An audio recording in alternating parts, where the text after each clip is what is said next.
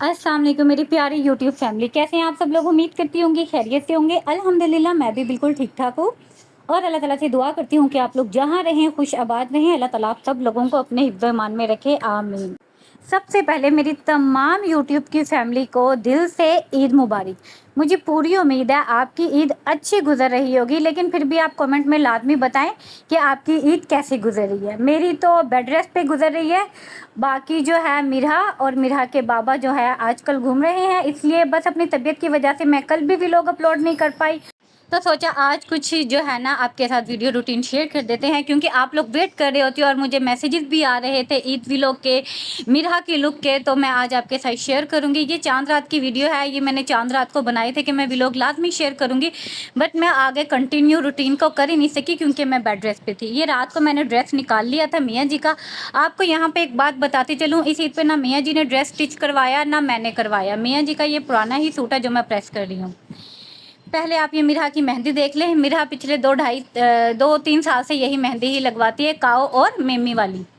तो इसको इसी का ही शौक है, ये बड़ी ईद पे स्पेशली जो है ना इसकी डिमांड करती है।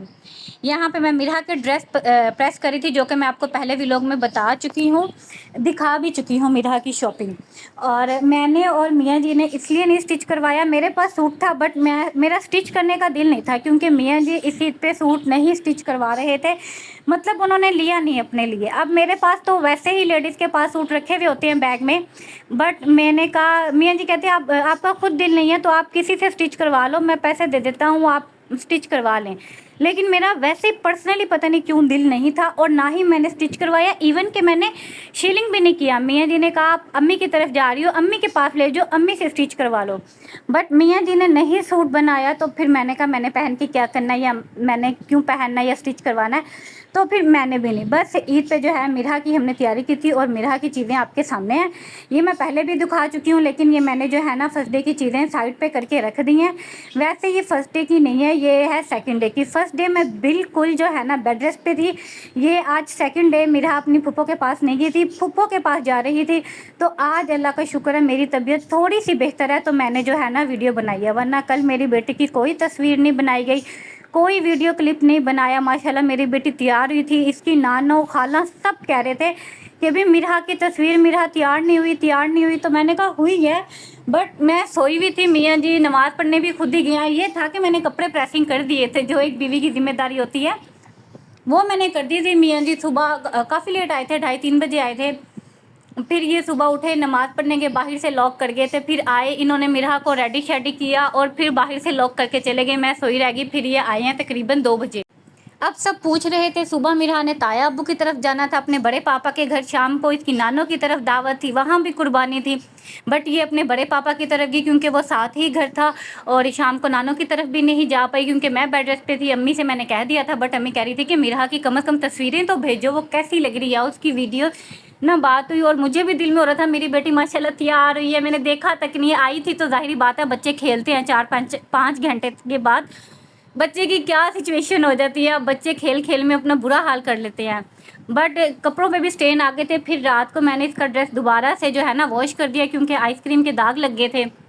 फिर जो है मैंने जो है ना इसका वो किया। आज फूफो से नहीं मिलने गई हुई थी, तो इसके बाबा ने कहा कि आज सेकंड डे आपने आज रेस्ट करना है, तो आज ना ये फूफो की तरफ चले जाएंगे।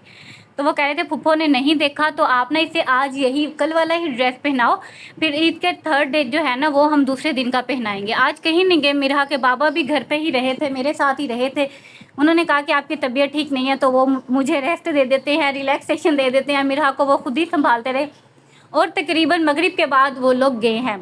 तो ये उस टाइम की ही वीडियो है मेरी, क्योंकि आज तबीयत थोड़ी बेहतर हुई है, तो मैंने सोचा मैं आज आपके साथ ना ये फर्स्ट डे की लुक जो है ना शेयर कर रही हूँ। ये सारी तैयारी जो है ये मिरहा की फर्स्ट डे की है, जो कि आज सेकंड डे भी कर रही है और आप लोगों के साथ शेयर कर रही है, क्योंकि आज कहीं भी नहीं जाना, फूफो की तरफ गई है। तो मैं आप लोगों के साथ शेयर कर रही हूँ। चीज़ें सारी वही हैं जो आप ऑलरेडी देख चुके हैं। वैसे भी कहा जाता है कि ईद बच्चों की होती है, बड़ों की नहीं होती, लेकिन मैं कहती हूँ नहीं, ईद हर मुसलमान की है, हर इंसान की है।